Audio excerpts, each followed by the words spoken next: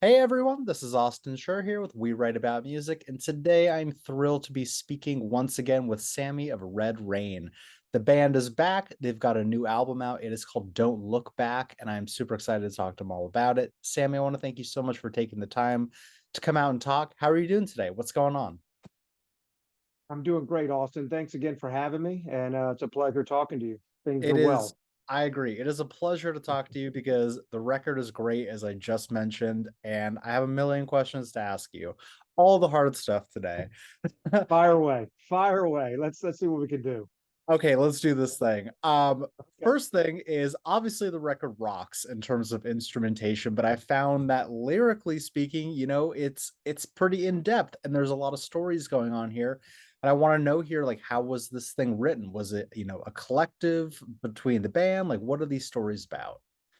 So the album was written, unfortunately, over COVID period, and I say unfortunate because we all know that was a devastating time Yes. in our lives. But again, as I always tell people, when there's always tragedy, there is thing you find positive in it, and the positive. Unfortunately, yes. Yeah, yeah. And so the positive for the band, not life in general, Yeah. was that it gave us a time to write this album. Bubba McMichael, who's the lead singer and guitar player, writes all the lyrics. Had come in with some of the ideas. Stevie and Larry, we and myself has taken some of those ideas, and we blossomed. You there? I'm sorry, Yeah, I I'm went here. out. I'm here. I'm sorry, went out. So and they blossomed into what the songs were before we got to David Ivory. Sure. So in terms of like, final say and the collaboration, would you say it was just like, okay, you do this, you say this, and we'll just back you up, or did it ever become a collective process?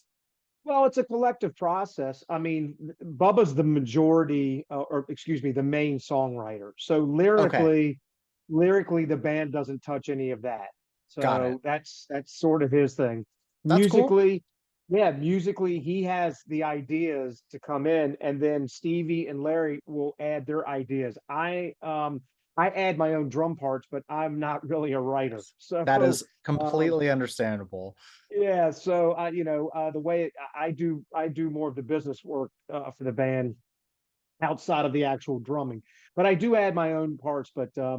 But what happens is once we get the songs to obviously where we think they're great and they're Yeah, not, because then they go through to David Ivory, our producer, and then David will make some changes here and there, sure. and then that's where the final product is the album that you hear. Nice. And not to toot your horn too much, but there's probably going to be a lot of that. I truly feel that drums are maybe the most important part of a record, at least for me. Doesn't matter what genre of music I'm listening to, for some reason they always stick out. And Right. this record is just jam packed with some seriously incredible drum moments. Well, thank you, How, thank I you. mean, since I've just got you, the drummer, Yeah. how do you do it? How do you do it without repeating yourself or, you know, pushing the boundary of making it too much and taking away attention? Like, in terms of your process of creating drums, how does that work? Well, that's a great question because, me personally, I don't think I'm that great of a rudimental drummer anyway. And to not repeat myself is easy because I don't remember half the stuff anyway. So each show may be a little different. Sure. But the good news is we do rehearse a lot and we rehearse the parts, Okay. which does that. It's I don't know. It's a hard question because for me because you just kind of do what feels well.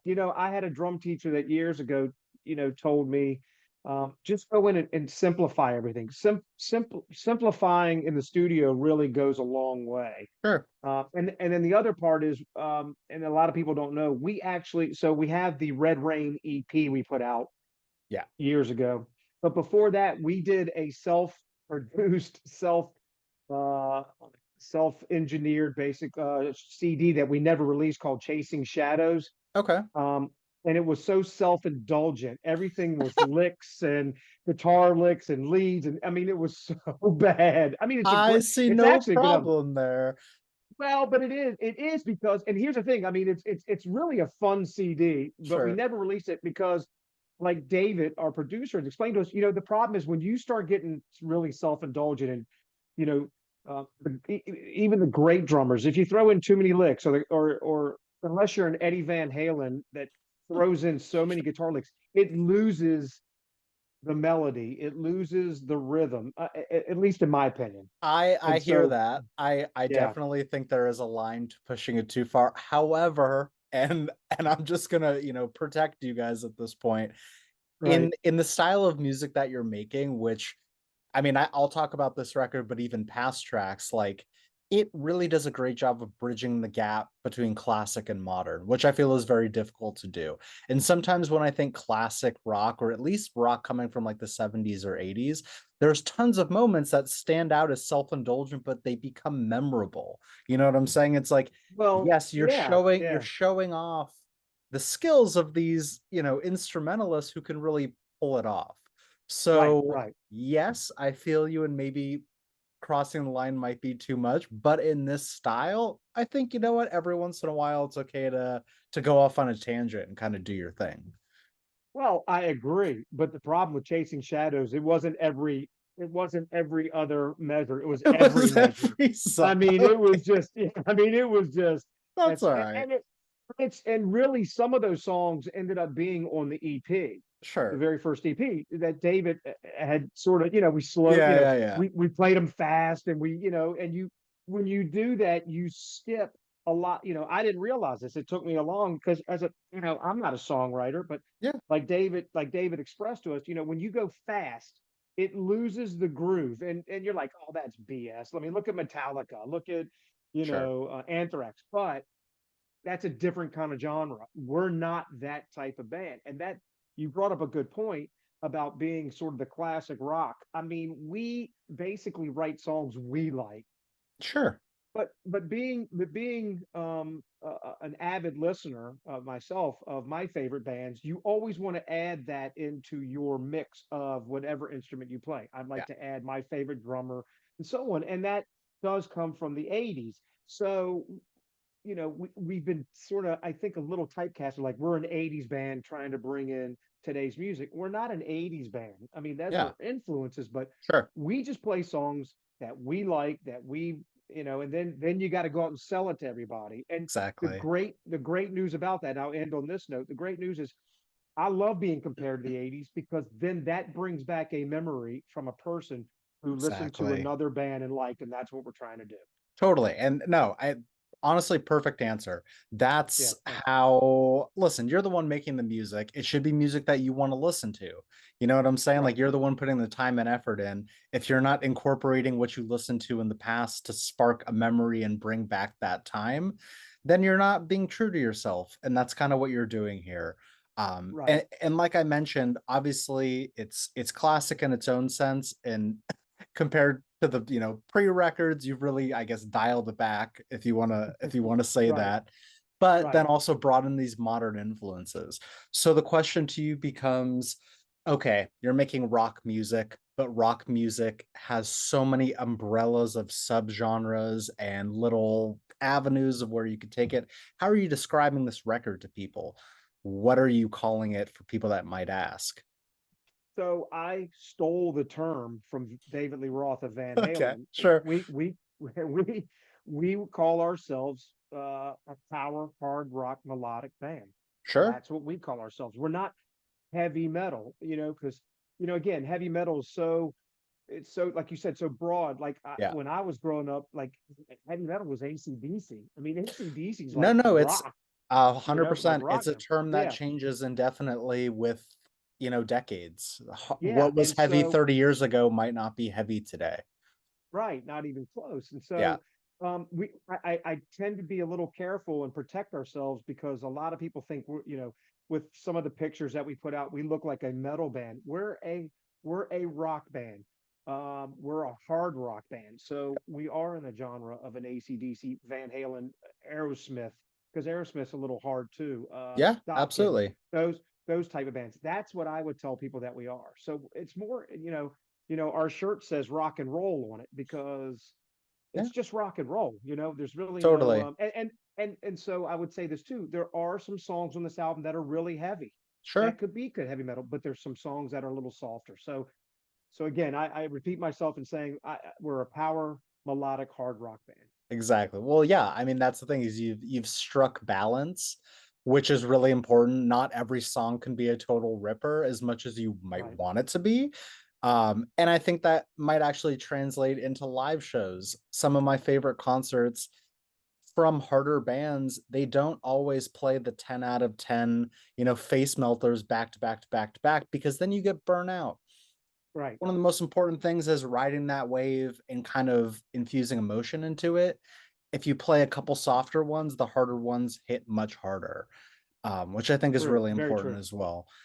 Another thing is, I like that you didn't classify yourself into a decade because you're making hard rock, but it's come out in 2023. And yeah, you might have those influences, but at the same time, like, look what day and age we're in. Just because you have those influences doesn't mean you're always harkening back to an older time.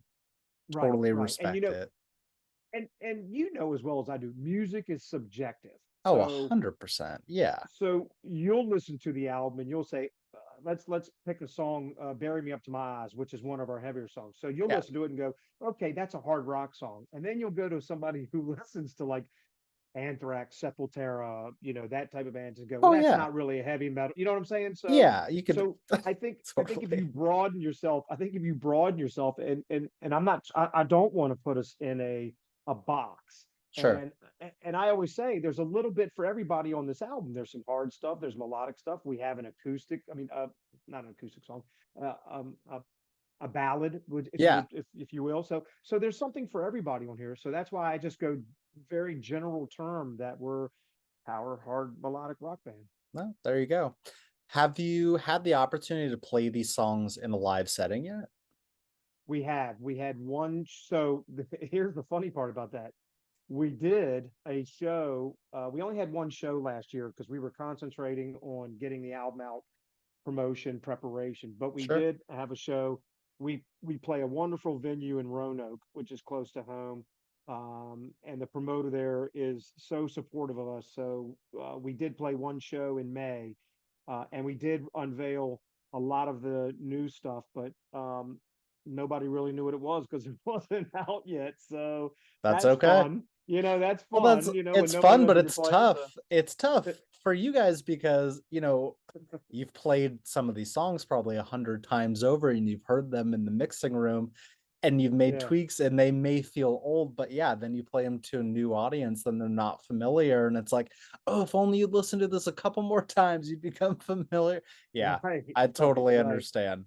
But Um, it went over really well, and we were very excited. But now that the album's out, and now that people have had a chance to sure. listen to some of the songs, it's going to be a little different. But no, we did have one chance, but so we're excited to kind of show everybody else what we can do. Nice. And I understand, like, especially with making a record, there's probably a handful of songs that you'd considered like your babies, the ones that you just want to scream and shout from the world. Are there a handful of songs on this record that you find translate best in a live setting, ones that you think really could take an audience by hold? Well, so for me, like my favorite song is "Don't Look Back," Sure.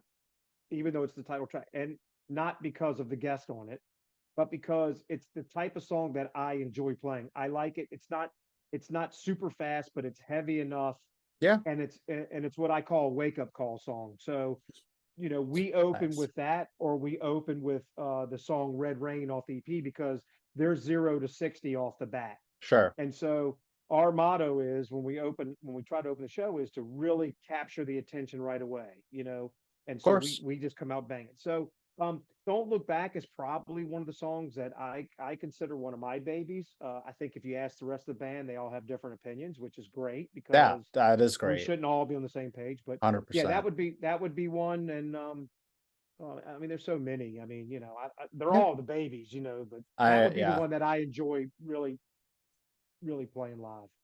Totally understandable.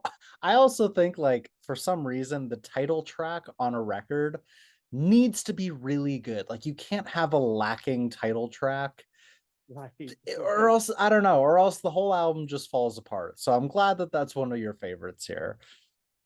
And we've done that twice. I mean, so Yeah, the exactly. EP was Red Rain, and we had a title track, Red Rain, and then Yes, now it's Don't Look Back and Don't Look Back. So yeah, yeah.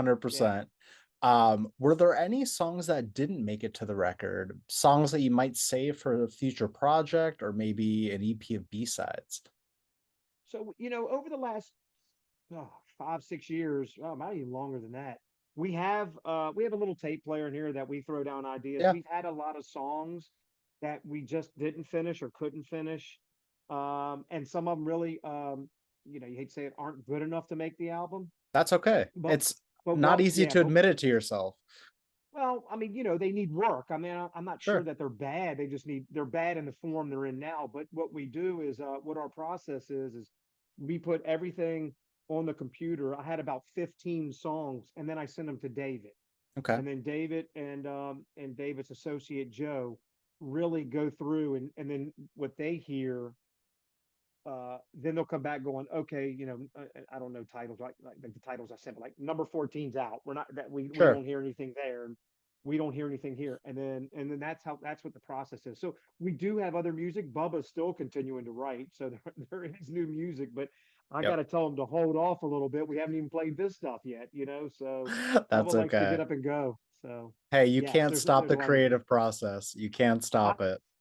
and I don't want to. I told No, him of course not. I told just record it, but don't because like the other day we haven't we've been getting this process. It's been taking so long. We haven't really rehearsed as much lately. Sure. But he came in the other night. Goes, man, I got like 2 new songs. I'm like, well, we're not playing those, dude. We hold off, man. Exactly. Yeah, yeah. Let's take a deep breath and let's Exactly. let's get these. But no, it's good. I mean, his creative process never stops, and that's awesome.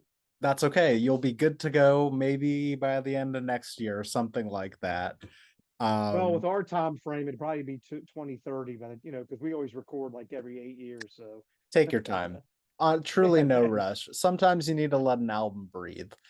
right, Um, right. and yeah, so we're recording this in the middle of November. The end of this year is weirdly rapidly approaching. So, two-part question basically. Do you have any Okay. plans to go out with 2023 with a huge bang? And if not, what is on the slate for 2024? So we at this moment have nothing for 2023, and obviously, Totally as you fine. know, yeah, and I don't. That was not by design. It just sort of worked Sure. out that way. But as putting out a full length album at a scale that we're trying to put it out, Yeah. and as a lesser known band, it takes a lot of energy, a lot of people. And so now that the album is fully out and it's been out almost about 3 weeks now, everywhere. So obviously the progression and the next step is to start booking, and which we have done. There's nothing set in stone yet, but 2024 will be the concentrated efforts of this band and our team of people will be to get out on the road and play. Awesome. I can't wait to see it. Please tell me you're Yeah, headed to Los Angeles because I would love to see this in a live setting. And if we're not, not there yet. I'll have to travel. I'll have to Yes. travel. Well, we'd love to have you. So wherever you Please, want to come, please. we'd love to see you. Awesome. I've got a couple more for you. I want to know, Sure. obviously, this record has been in the works for, you said like 2 to 3 years at this point. Were Mhm. there any records from other artists that had, real impact on the making of it? I know that you've obviously pulled from the past, but anything from the modern era that you've really enjoyed lately? Um, you mean ideas from from the modern music into this album, or just stuff I like? Yeah, yeah. Any records that you've listened to in the last, let's say, 5 years, as opposed to like the 70s or 80s? Yeah, like I'm a big fan of Dirty Honey. I Sure, love sure. Dirty Honey. Um, I I'm a Van Halen fan, so of course, Always. listening to Wolfgang, I Yeah, like his music as well. Um, as far as like newer bands, I don't listen to a lot of music, believe it or not. I listen to cool. a lot of talk radio. I listen to Howard Stern. Yeah, I listen to NFL channel. same. I'm a football fan. So Same. but I listen to uh,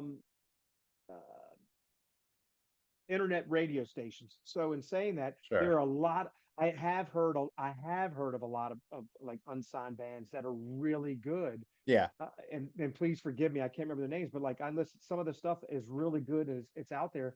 But I haven't really bought anything new. Okay. You know, That's so hey, that's totally fine. yeah. Well, then I also have to ask, who's your NFL team? I'm a Minnesota Vikings diehard fan for the Okay, that's last 20 fine. years. Well, I was born and Tough. raised in San Diego, so I'm a Chargers fan, and it's tough fan to be, to say the Yeah. least. Yeah. Love I was that. out in San Diego years ago. Oh, I nice. have a bunch of buddies who were stationed on Coronado because Oh, they were in beautiful. the service. Yeah, it's Yeah. beautiful out there. But Yeah, I love it no, out it's there. tough. It's a tough. I don't know if being San Diego is tougher than being a Viking fan, but They're I don't on know. a I don't very know. similar plane, I'll say. Yeah. Lot of heartbreak. But Well, hey, say you didn't lose four Super Bowls, so I could, you no, know. that's true. Can't even get to a Uh, Super Bowl. So that's that's well, I don't know. That might yeah. I don't know which is worse. Yeah, I don't know. I mean, probably the heartbreak from being in one and losing, I would say, is way worse. Yeah, Uh, yeah. what was I gonna say? So yeah, I have one more question for you, and I don't know if you remember from last time, but it's a very similar question.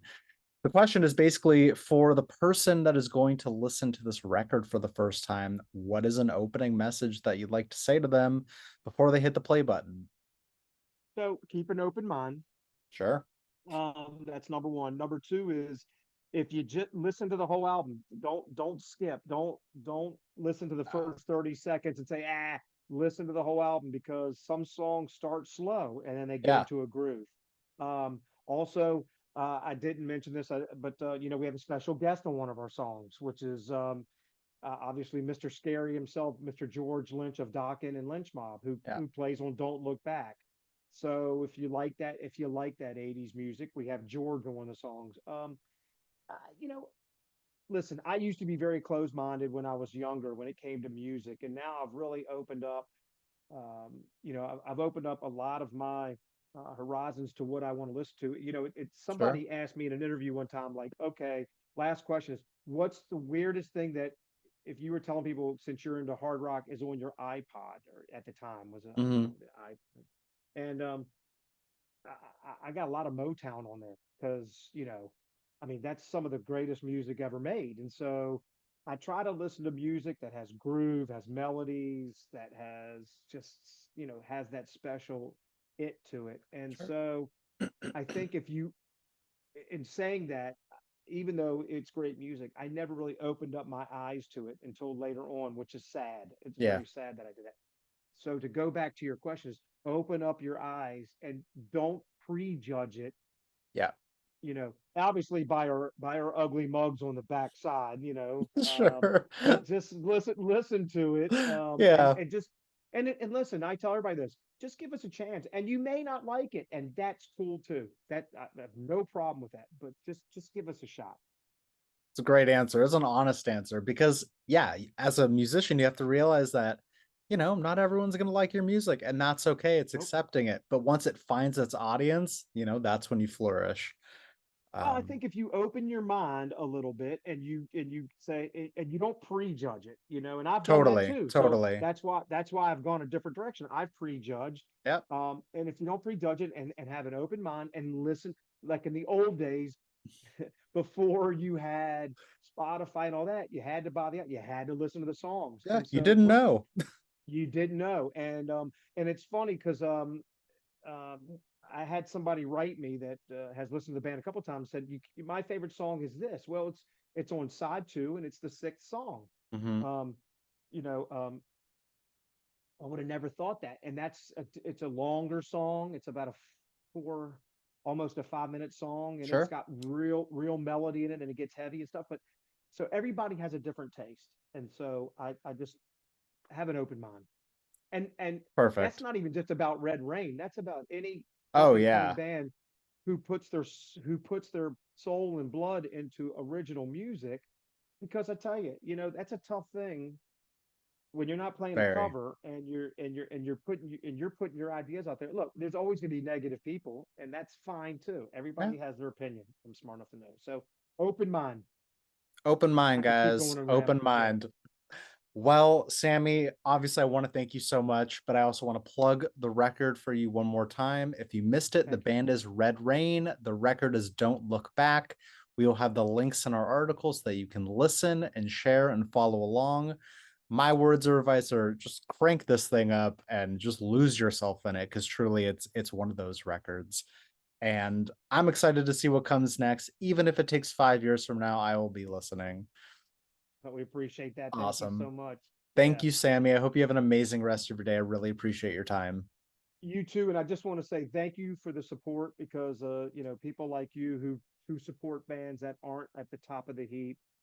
We couldn't do this without people like you who help spread the word. So I can't thank you enough. And it was a pleasure That means talking a to you lot. again.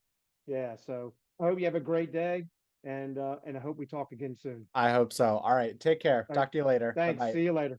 Bye bye.